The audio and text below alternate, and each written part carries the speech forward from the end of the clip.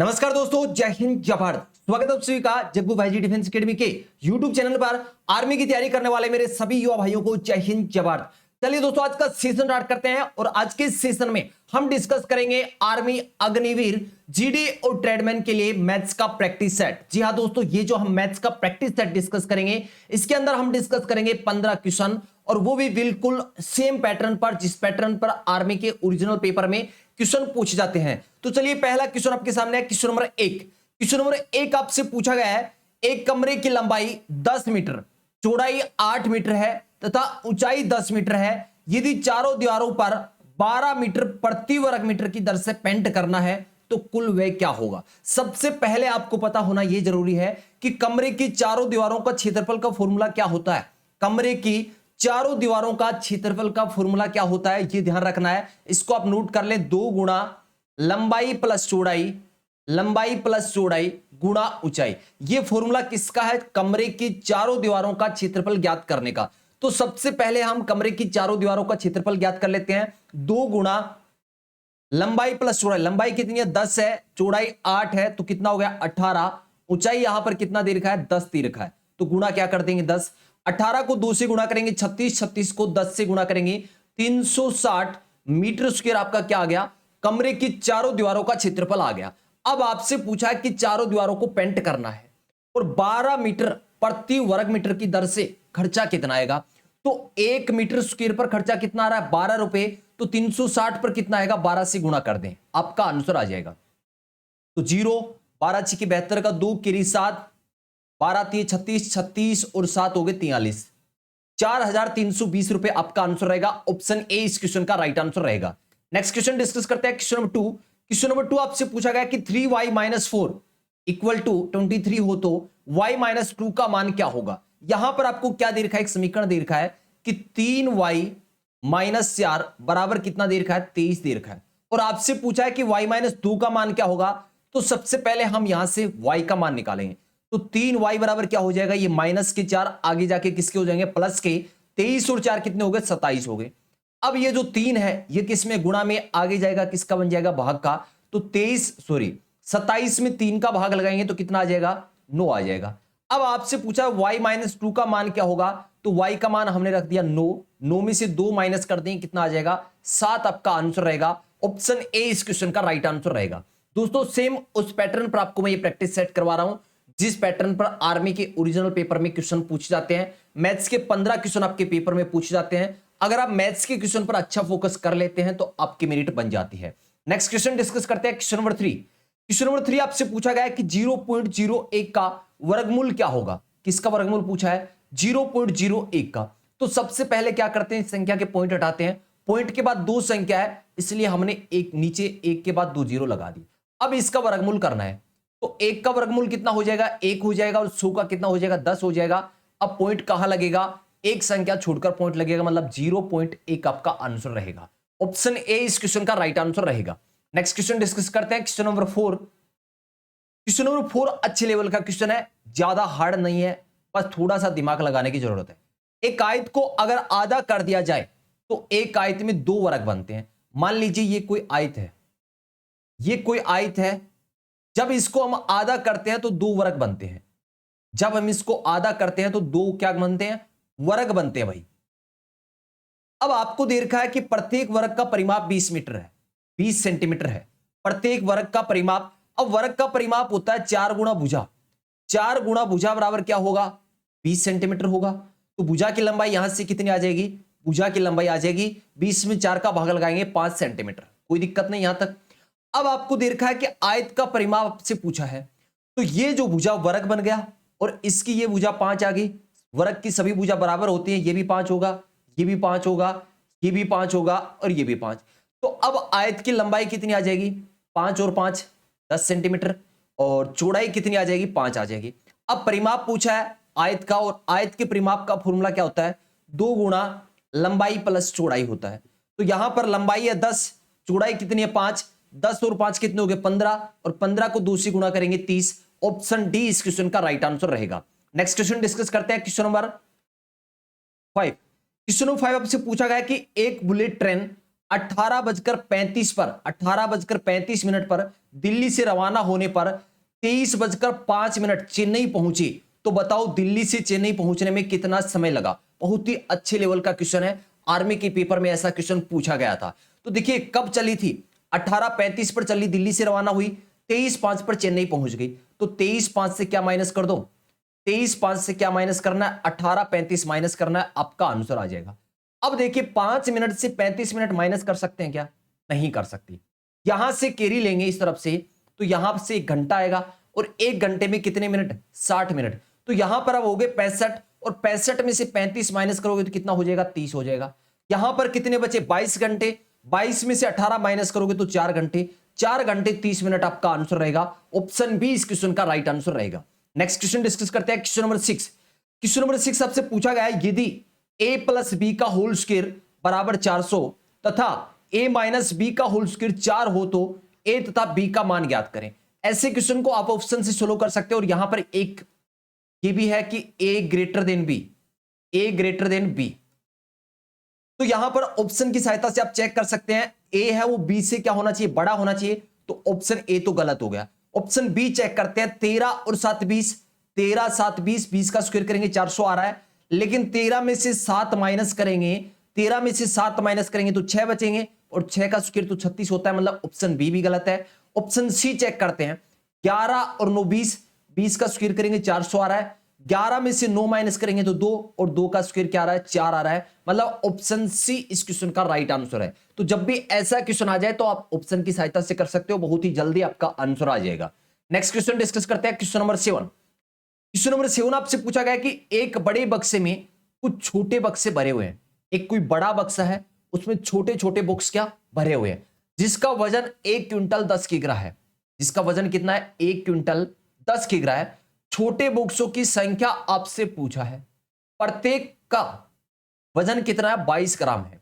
तो सबसे पहले तो जो बड़ा बॉक्स है उसका वजन कितना है, 1 क्विंटल 10 किग्रा है। तो 1 क्विंटल में कितने केजी होते हैं, 100 केजी होते हैं, ऊपर 10 हो रहा है तो 110 केजी। 110 केजी को किस में कन्वर्ट कर दो, ग्राम में कन्वर्ट कर दो, क्योंकि जो एक छोटा बॉक्स है वो 22 ग्राम का है। तो 1 केजी के अंदर 1000 ग्राम होते हैं, तो 110 में कितने हो जाएंगे, 110 गुणा 1000। पट्टे में क्या करना है, 22 करना है, क्योंकि छोटे बॉक्स का वजन कितना है, 22 ग्राम है। अब काट दो, 11 की टेबल से काट दिया 10 बार, और 11 की टेबल से 2 बार। अब 2 से काट दिया 10 को 5 बार, और 5 को 1000 से गुणा करेंगे तो कितना आ जाएगा, 5000 आ जाएगा। ऑप्शन सी इस क्वेश्चन का राइट आंसर रहेगा। नेक्स्ट क्वेश्चन है क्वेश्चन नंबर 8। क्वेश्चन नंबर 8 आपसे पूछा गया है कि कितने समय में 10% वार्षिक चक्रवर्ती ब्याज की दर से 2000 का मिश्रधन 2420 रुपए हो जाएगा।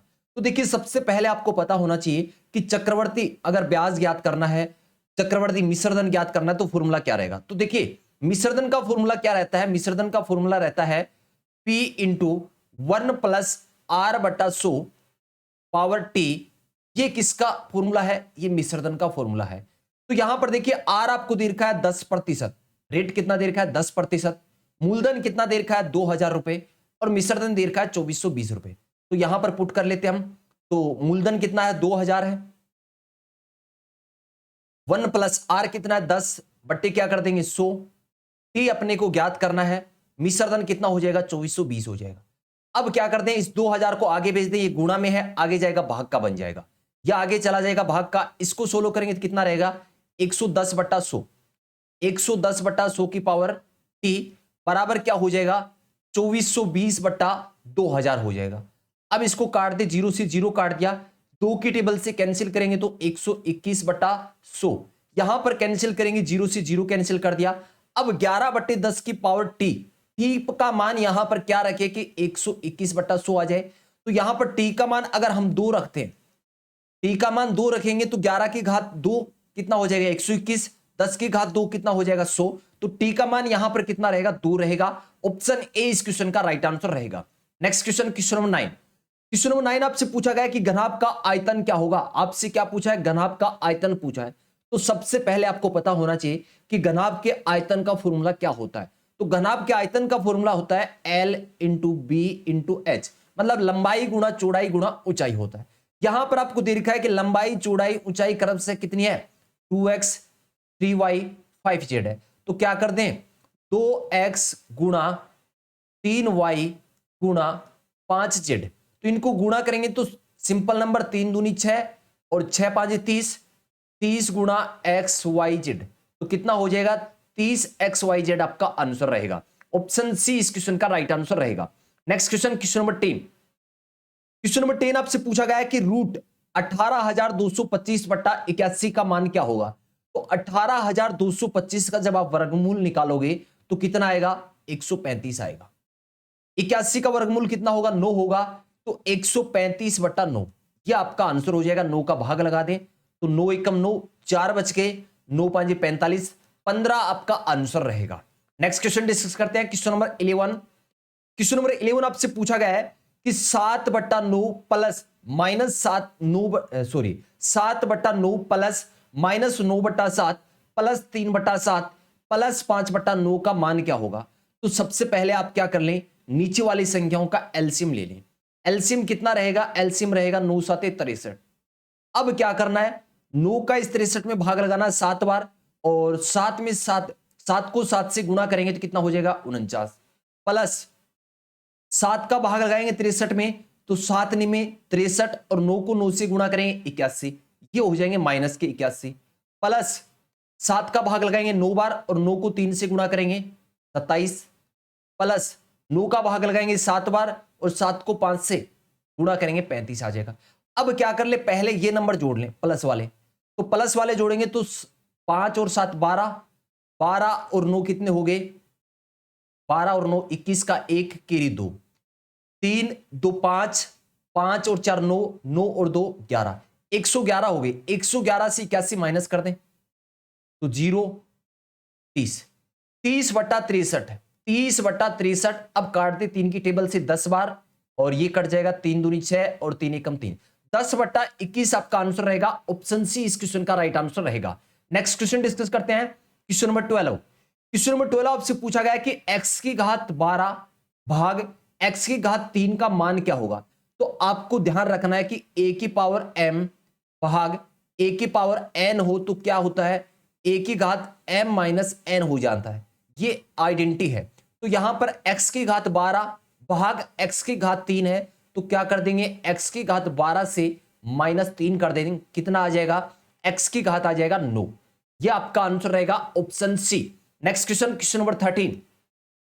क्वेश्चन नंबर 13 में आपसे पूछा गया है किसी संख्या का 27% 540 हो तो उस संख्या का 13% क्या होगा। बहुत ही अच्छे लेवल का क्वेश्चन है, बहुत ही आसान क्वेश्चन है। किसी संख्या का कितना दे रखा है 27% 540 है। क्वेश्चन में क्या दे रखा है कि कोई संख्या है उसका 27% कितना है 540 है। तो मैं आपसे पूछूं भाई 1% का मान क्या होगा, तो आप कहोगे सर 27% का मान 540 है, तो 1% का मान निकालना है तो क्या कर देंगे 540 में 27 का भाग लगा देंगे। और ये किसका मान आ गया 1% का। आपसे पूछा कितने प्रतिशत का है 13% का मान पूछा है, इसके लिए क्या कर देंगे 13 से गुणा कर देंगे, कोई दिक्कत नहीं। अब 27 की टेबल से काट दिया, 27 दूनी 54 20 आ गया, और 20 को 13 से गुणा करेंगे 13 दूनी 26, 13 दूनी 26 260 आपका आंसर रहेगा। ऑप्शन डी इस क्वेश्चन का राइट आंसर रहेगा। नेक्स्ट क्वेश्चन डिस्कस करते हैं, क्वेश्चन नंबर 14। क्वेश्चन नंबर 14 आपसे पूछा गया है किसी बल्लेबाज ने 12वीं पारी में 63 रन बनाए, जिससे उसके रनों में औसत 2 रन की वृद्धि हो जाती है। 12वीं पारी के बाद उसके रनों का औसत कितना होगा। तो देखिए 12वीं पारी में उसने कितने रन बनाए 63 रन बनाए, जिससे क्या हुआ औसत 2 रन बढ़ गया। मतलब ये जो 11 पारी थी इन सभी को इसने कितने कितने रन दे दिए 2-2 रन दे दिए। कितनी पारियों को 11 पारियों को 2-2 रन दे दिए, मतलब 22 रन दे दिए।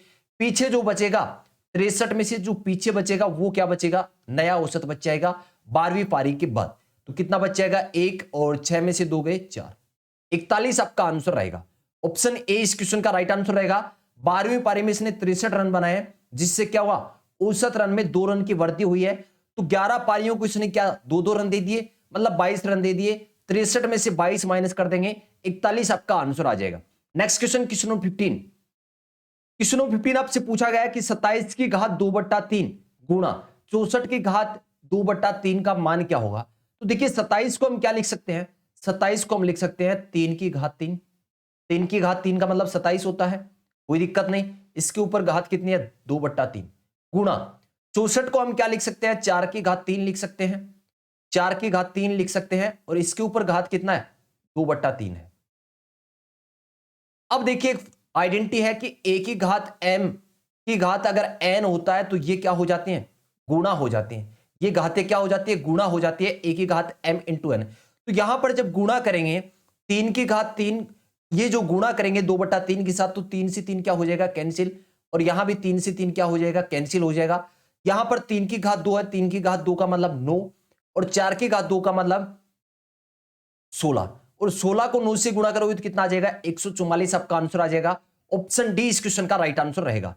नेक्स्ट क्वेश्चन डिस्कस करते हैं। तो क्वेश्चन नंबर 15 हमने डिस्कस कर लिया है। आज के सेशन में हमने डिस्कस किया है 15 क्वेश्चन। मैथ्स का प्रैक्टिस सेट था।